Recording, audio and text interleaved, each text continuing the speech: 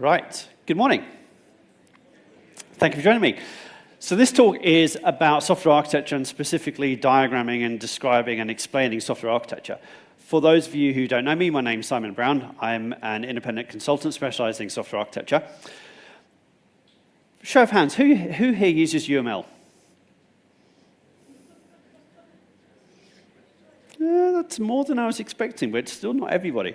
So when I ask this question in my travels around the world, it's typically a little bit lower than this. And maybe this is a sign of why companies get me in. So typically it's about 10% of people who use UML.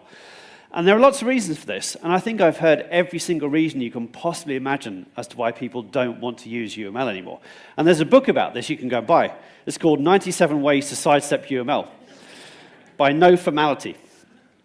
And I've literally heard all of these different excuses. Some of these are just crazy. You know, you'll be seen as old-fashioned if you use UML. It's not expected in Agile. The value is in the conversation. And, you know, since we've been doing the Agile thing, we've perpetuated lots of these myths and lots of these excuses for not using UML. And, of course, one of the recommendations for drawing architecture diagrams to explain your software to other people is to just use a whiteboard. And although that kind of makes sense on the face of it, we don't teach people how to do this. So one of the things I do is I get to travel the world and I run software architecture diagramming katas exercises where we give people requirements and I say, go draw some pictures. And we get diagrams like this. And that. And this one, which is my favorite, I think. That's like London Heathrow Airport.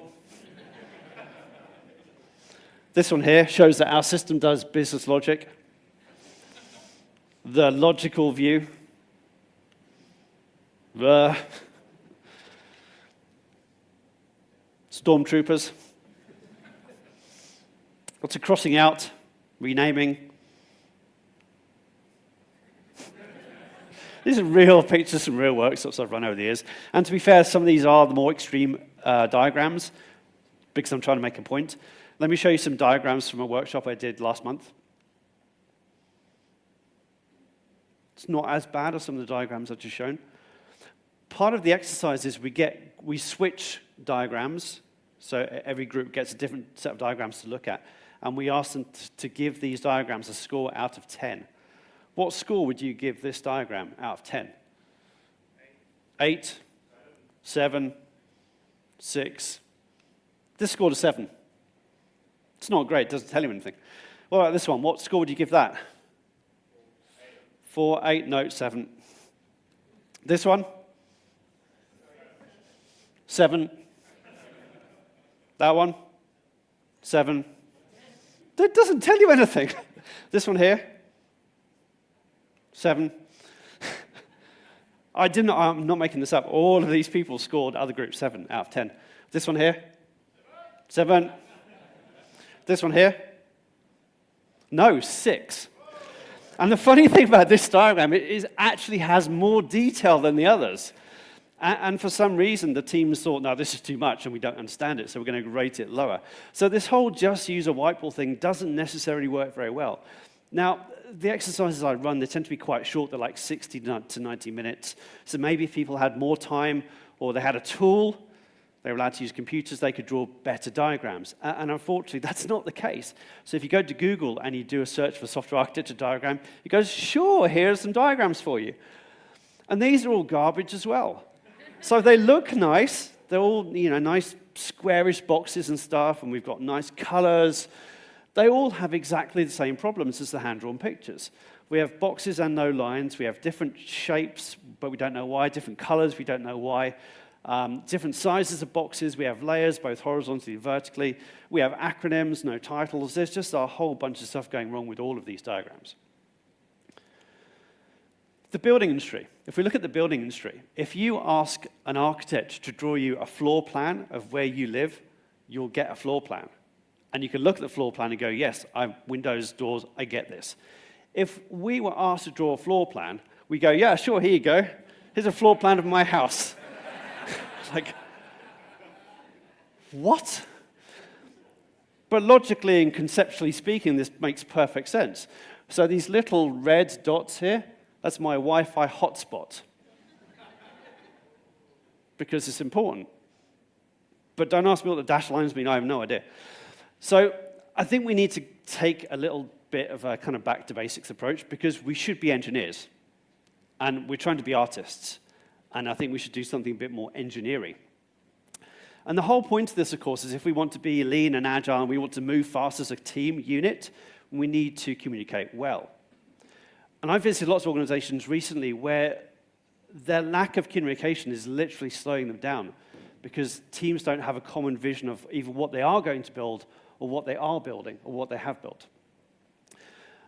One of the other things against UML potentially is that it's very technical in nature. And if you want to describe your software systems to developers and architects, that's fine. If you want to talk to product owners, scrum masters, testers, whatever, there's a whole audience out there that doesn't necessarily know UML.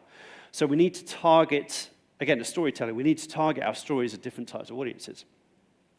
So my top tip in all of this is when you're drawing architecture diagrams, don't think like an architect. Think like a developer.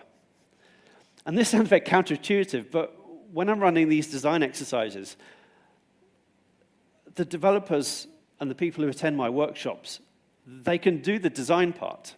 So they can design a solution, but when you ask them to draw it, they forget everything they've ever known, they put their architect hat on, and they start drawing all these really high-level, fluffy, conceptual pictures that literally make no sense. And one of my goals here is when I'm asking people to draw architecture diagrams, good architecture diagrams, I want them to reflect reality. So when you show them to another developer, they go, yes, that's exactly what we're building. I think in order to do this, we could look at UML. UML gives you a standard set of things and a standard notation to diagram those things. I think the things, the abstractions, is actually much more important than the notation. And one of the reasons people cite for not using UML is that the notation is very complicated. So I'm an abstractions first kind of person here. Notation second. And although this might sound a bit foolish, if we go get two local maps of this area, the two local maps are going to show the same things, aren't they? The towns, the train lines, the bus routes, the schools, the churches, the museums, the points of interest. The two maps will show the same things, the same abstractions, but they'll likely use different color coding, line styles, notations, shading, icons, symbols, and so on. And the key to understanding a map is the key. There's a key or a legend on the map, and it tells you, when you see this sign, that's what it means. And I think that's a really, really powerful and simple concept that we can just borrow. So what are the abstractions? When I'm thinking about describing and documenting and explaining a software system, for me, that software system is made up of one or more containers, not Docker. So I've been teaching this approach for well over 10 years now, and Docker got popular and kind of stole the word container. By container, I basically mean an application or a data store. So something that runs your code, something you need to deploy and run somewhere, or something where your data is being stored.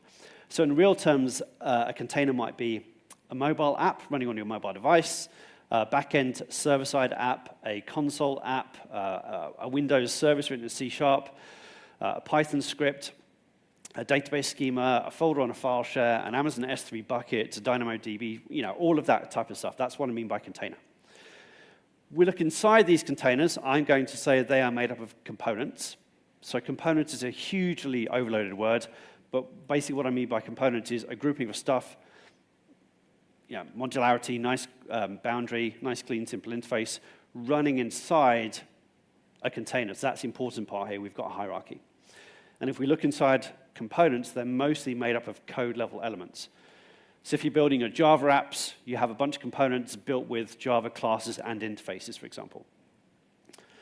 And that's it. It's a simple hierarchy, a hierarchy of structural elements that we can then use to describe software architecture. And then that leads me to the C4 model, which is in the title of this talk. So if you want to point other people at the C4 model, you can go to c4model.com. C4 stands for context, containers, components, and code. And it's 4 levels of diagram that map onto those levels of abstraction.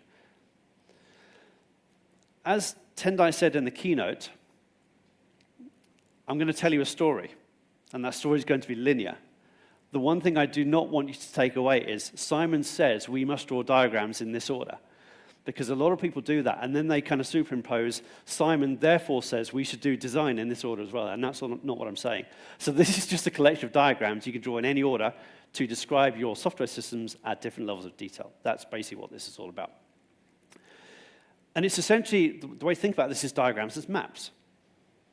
So I live in Jersey in the Channel Islands, and if you open up your Maps app on your smartphone and you do a search for Jersey, you'll get that picture by default.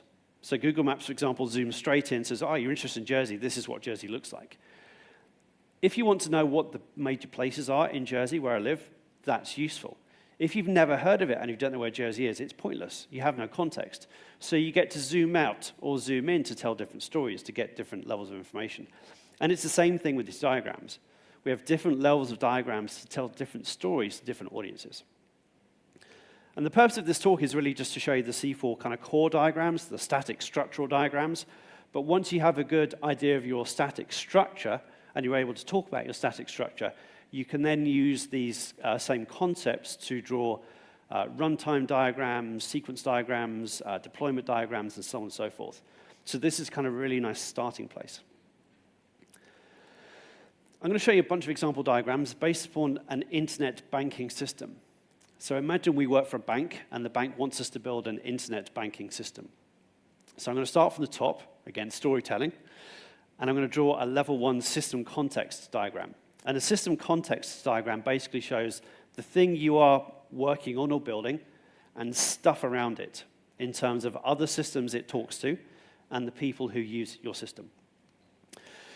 So we're going to start with a box in the middle. And this represents our internet banking system as a software system. Don't worry about notation and shapes and color coding. I'll cover all of those tips later. So in order to draw this diagram, we now need to ask a bunch of questions, like who's using it? So now we look at roles or users or personas, and we come up with a bunch of people who are going to be using our software system. So in this example, let's say there's only one type of user. It's personal users, personal banking customers.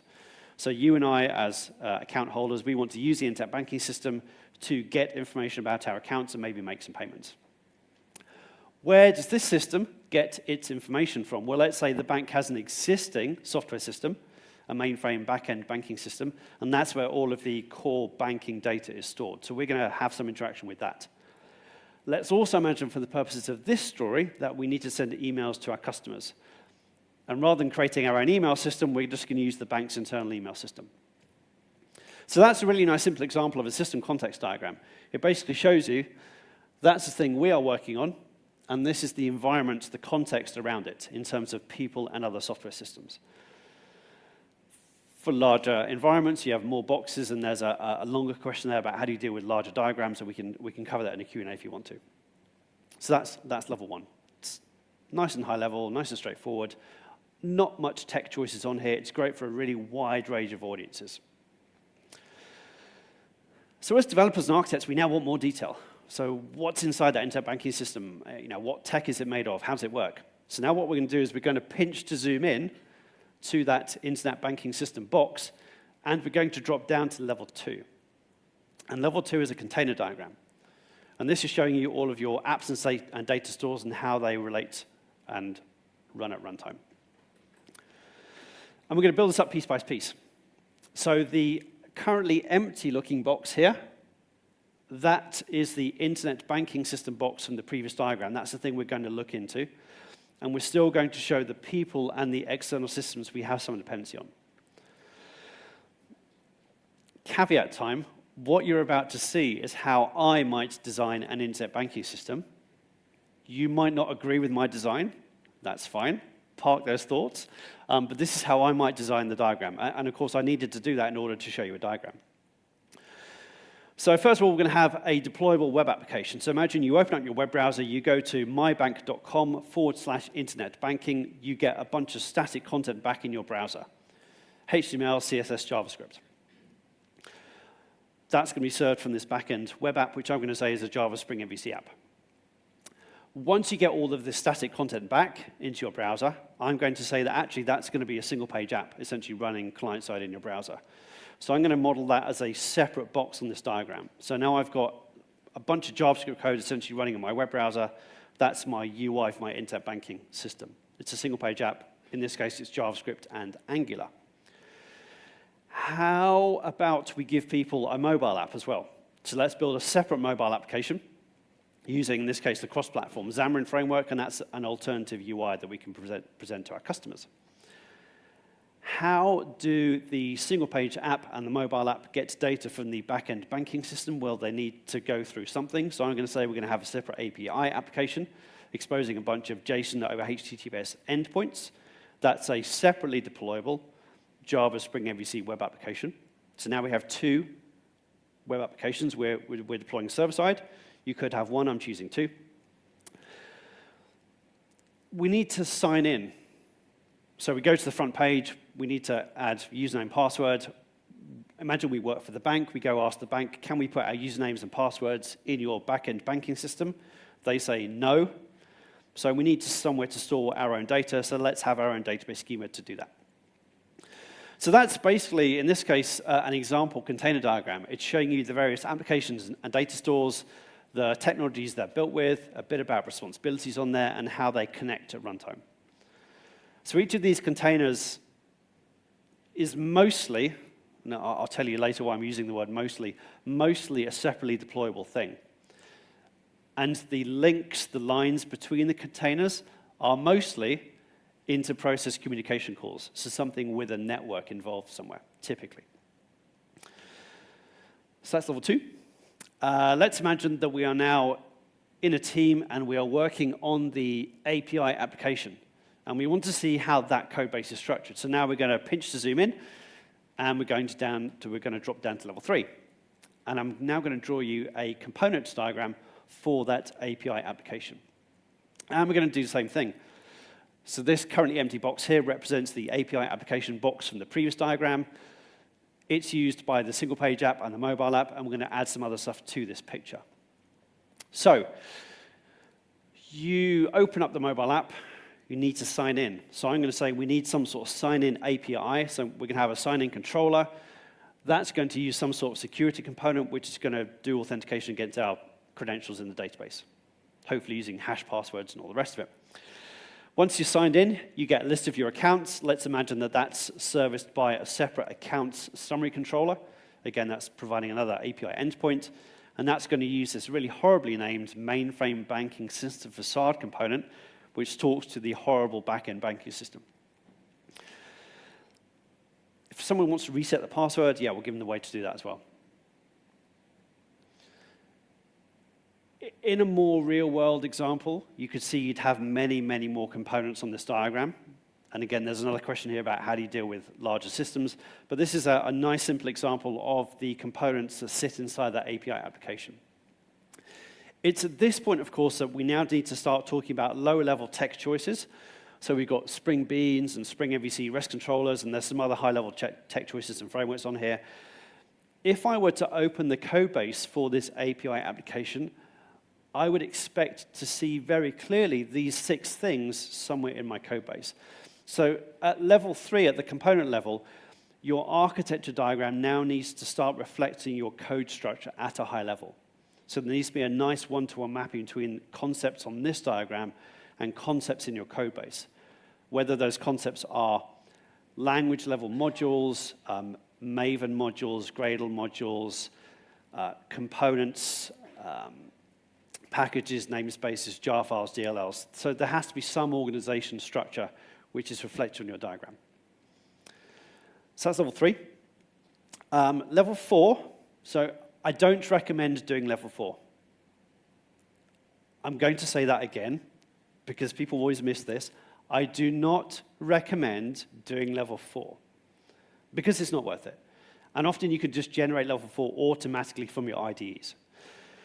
To tell the story, I'm going to show you an example. So let's imagine we are working on this horribly named mainframe banking system facade component thing, and we want to see inside it class diagram. So this is where UML is super useful for documenting and diagramming those lower-level aspects. If you want to diagram level 4 for complicated components or when there's something a bit funky going on, feel free. But in 99% of situations, do not draw level 4 diagrams. Just automate them for your IDs. So that's the diagrams. System context, containers, components, code, and we're done. Notation's important. And there's lots of subtleties in the notation and the example diagrams that I wanted to go through very, very quickly.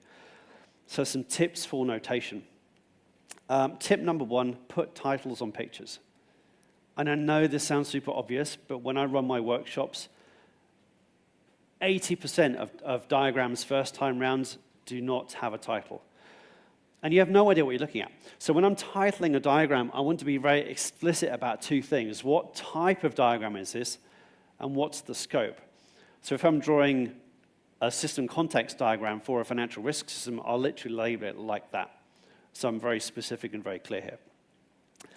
Layout, if you don't have access to whiteboards, if you're writing on paper, it's kind of hard to raise. You can use sticky notes and index cards representing your boxes, move them around, get a layout you like. That's fine. I wouldn't necessarily deliver diagrams as a collection of sticky notes because they will fall off and it just kind of looks a bit cluttered.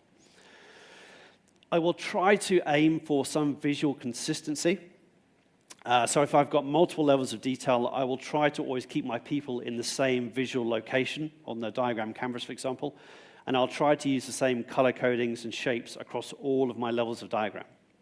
And you would have seen that in the examples I've just showed you. Be super careful with acronyms.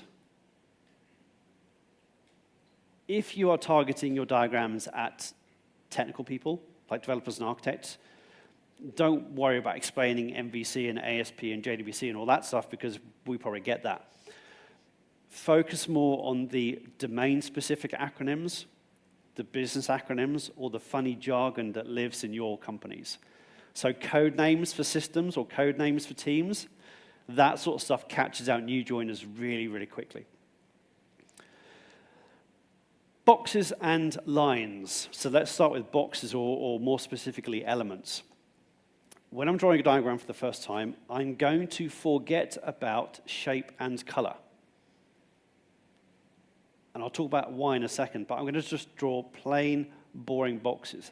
And inside my boring boxes is a bunch of text. If you look at the top 3 levels of the C4 diagrams, so context, containers, components, these are basically the only 4 types of elements I expect to see on the diagrams. So it's a very simple language you can teach people. So the system context diagram shows people and software systems. The container diagram shows people, software systems, and containers. And the component diagram potentially shows all of these things. So every box is going to have a name. And naming is hard and whatever, but hopefully we're going to give everything a nice, simple, easy-to-remember name. I'm also going to be very explicit about the type of the elements. So I'm going to write in the box, this is a person or this is a software system, because then we know what we're getting and there's no guessing. For the 2 technical things down here, the containers and the components, this is where we can start to weave in those text choices. So this is a database schema or this is a Spring MVC app. The rest of the text in the box is a short description, either as a sentence like you see here, or maybe just 5 or 7 bullet points to list out the key responsibilities of that element. And it's at this point people say, well, why are you putting so much text in your boxes? Because that's not how we do architecture diagrams. Well, that's why they're a problem. So here are 2 example architecture diagrams. This is the one on the left is what we typically do. It's just a bunch of named boxes. And I do something like that on the right. If you saw this diagram on the left for the very first time, and I said to you, can you describe what the content updated does? Your response would be, it updates content. Yes. What about the file system? What does the file system do? It stores files. So the names are not particularly helpful, but over on the right-hand side here, we've got more text. So even if the names are a bit odd and a bit ambiguous and a bit vague, at least we can now read the text and go, okay, the name doesn't make sense, but now I know what the thing does. So we're adding a degree of explicitness to our diagrams. But do keep that short. I've seen people writing entire essays in the boxes, and that's not what we're striving for here either. Lines. Pay some attention to lines because lines give you structure. Lines glue your boxes, your elements together.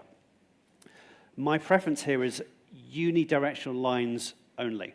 So all of my arrows go one way. So you'll never see my diagrams with straight lines with no arrowheads or lines with arrowheads on both sides. And this raises an interesting question. Which way do you point the arrows? And it's up to you. So there are no hard and fast rules in any of this. My preference is for thing A calls thing B, or thing A depends on thing B. If you want to show events or messages or information flow, that's absolutely fine. Just make sure the direction of your arrow matches the text you put on the arrow to describe it. The other kind of catch here is that most relationships are actually bidirectional, aren't they? So if we think back to the internet banking system, we've got the single-page app, and that's making a request to the API app, and the API app is sending a response back, essentially. So it's a bidirectional relationship. And although that makes sense, if we show both directions for every relationship, we're going to get a very, very cluttered diagram really, really quickly. So what I'm going to do instead is I'm going to summarize the intent of those two arrows in a single arrow. So I would rather say something like that. The single-page application makes API calls using the API application. I will try to avoid uses. Again, uses is quite a general, vague, generic term, so I'll try to be as specific as I can, but keep it short. And having said all of this, sometimes you do want to show both directions. So if you've got a bidirectional relationship, but those two directions are very different in nature, very different in intent, then I will show those directions. So maybe we have two microservices, A and B, and maybe at startup time, A can request a list of stuff from B using a synchronous call. So that's one relationship. And then maybe at runtime, as events are coming in, we've got a kind of broadcast thing going on as well. So because those are two very different types of relationships, I want to show those very clearly on the diagram. Another trap people fall into is they kind of hide the true story. So imagine you're drawing a container diagram, you've got a microservices architecture, everything's going into and out of a message bus. You tend to get hub and spoke diagrams that look a lot like this. And again, although that's factually correct, we've got a couple of microservices here stuffing things into a bus and stuff coming out. We may be missing some really important information. So what I'd rather do is perhaps draw something like this instead. So miss off the message bus and instead say, actually, there's a point-to-point relationship here between A and B, and we're just using Kafka or Rabbit as the messaging mechanism for doing that. So again, there are no hard and fast rules here. It's really, do the diagrams tell the story that you want to tell? And add more words. A lot of this is adding more words to make stuff much more explicit. And a really good simple tip here is just read your diagrams out aloud. So in this case, the trade data system sends trade data to the financial risk system. And because that makes sense as a sentence, we're good. Have a key or legend. So every set of diagrams should have a consistent key and legend to describe shapes, colors, line styles, borders, acronyms, and so on, even if it seems obvious to you. So when I run my architecture katas, we kind of draw some diagrams in the morning, and everybody's using different color Sharpie markers. Then we go for lunch, and then they come back and like, why is this line red? I don't know. They drew it 2 hours ago, but they've forgotten. This is an example of a diagram key, a diagram legend. So this is my container diagram up here for the internet banking system. And that's the key or the legend that I would use to describe this diagram. So that dash box is the system. We've got these various blue boxes here for showing containers, and I'm using different shapes to show different types of containers. People are people. Gray boxes are external software systems. In this case, I'm just saying there are relationships, and I'm not being specific about relationships.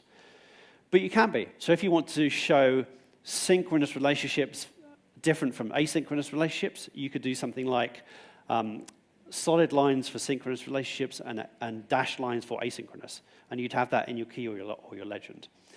If you wanted to use different colors for different protocols, so maybe green lines are secure, like HTTPS, and red lines are insecure, then feel free.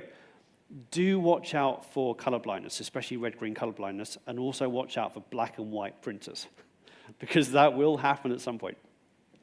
So with that in mind, my advice is to use shape and color to complement a diagram that already makes sense. So in other words, if you take a diagram and you remove all of its color and you remove all of the shapes, the diagram should still make sense. And the reason it makes sense is because a lot of the text we add to the diagram helps it make sense. Two versions of the same diagram. Which one do you tend to prefer? That one on the right? Yeah. It kind of looks nicer. It's a bit more aesthetically pleasing. Because you can't read the text, I can't read the text from here either, by the way. Because you can't read the text, looking at the diagram on the right, you're able to kind of understand it and comprehend it a bit quicker because you're confirming what you think you're seeing. So we think those things at the top look like people. Oh, yes, they're people when you read the text. These things look like data storage things down here. So, and again, the shapes help. But fundamentally, these diagrams have the same level of information, and that information is captured in the text. All of this advice goes for icons as well. Do you ever see people drawing these diagrams with the Amazon AWS icon set or the Azure icon set? They kind of look pretty, and they're great if you want to show all of the various Amazon services you're using, but they're basically pointless. Because I don't understand what half the icons mean, and I don't know why these things have been chosen anyway. So these diagrams don't tell me enough from a software architecture perspective. So what I'm going to do here is, if you do want to use icons, feel free, but use the icons to, again, add an additional level or layer of information. So here's an alternative version of my internet banking system container diagram. Now we've removed the color, and I'm now using some icons instead. So if you know what the icons mean, you can see there's a couple of Java Spring apps, there's a database schema, we've got Angular and Xamarin. If you have no idea what the icons mean, it doesn't matter, because all the information's in the text. And your key or your legend should have examples of what those things mean, of course. And the whole point of this is, what I'm trying to do is make the diagrams able to stand on their own. So whenever I see architecture diagrams, you normally have to have a conversation to explain what the diagram means, because the diagrams are basically hopeless. And that's fine if you're there, but often what happens is people draw a diagram on a whiteboard, they take a photo, stick it on Confluence, and that's where it lives forevermore. Someone new joins your team, send them to Confluence, they have no idea what the diagram means, they have to go find the person who drew the diagram. Oh, guess what, they quit 4 months ago. So what we'll do is we'll spend another 3 hours with a different group of people at the same whiteboard redrawing the same, well, not the same picture, something that we hope looks like the same sort of picture, and we just repeat, and we're slowing ourselves down. Any narrative you give, any presentation you give, any supplementary documentation you write, again, should tell stories on top of a diagram that already makes sense. So what I'm trying to do is I'm trying to make us spend our time telling more valuable stories rather than, why is that box blue and this one's red? Like, let's just get that stuff down. Next time you draw a diagram, there's a notation checklist you can find at c4model.com. It's a single-page PDF, completely free to download. Run through this, answer some yes or no questions, and this will hopefully give you some tips on how you can improve your software architecture documents. I have a couple of slides left, and then we can open the floor for Q&A. A lot of people ask me, what tooling do I recommend? I'm going to give you 2 recommendations. Recommendation 1, I'm going to give you 3 recommendations. Recommendation 1, do not use Visio. And by Visio, I mean Visio, OmniGraffle, Lucidchart, Draw.io, and Glyphy. All of those stuff, please do not use them, because they're general-purpose diagramming tools, and they don't know anything about software architecture. So those are the worst categories of tools you can use. They're the most common, but they're the worst categories of tools you can use. So my first recommendation, there's a whole bunch of tooling out there for the C4 model. C4 Plant UML. So if you've come across Plant UML, it's a way to draw UML diagrams, or not, using text. So you write some text, you throw it through a tool, and it does automatic layouting for you. So someone created a set of macros, a set of plugins for Plant UML, and they allow you to draw the C4 diagrams using a kind of C4 model-ish domain-specific language. all complete, compatible with Plant UML. So that's my recommendation number one. Recommendation number two is my own tooling. Sorry. So I've been dissatisfied with a lot of the tooling out there for drawing architecture diagrams, so I've got a whole bunch of tooling that I've built myself. Some of it's free, some of it's open source, some of it's commercial, but there's a whole bunch of tooling out there you can find that helps you draw software architecture diagrams specifically targeted at the C4 model. No matter which tooling you do use, abstractions first, notation second. So if you take this back to your teams and you want to adopt it, make sure everybody understands those 4 levels of abstractions, the 4 key diagram types, tell them not to use level 4, and then just go forward from there. And that's me. Thank you very much.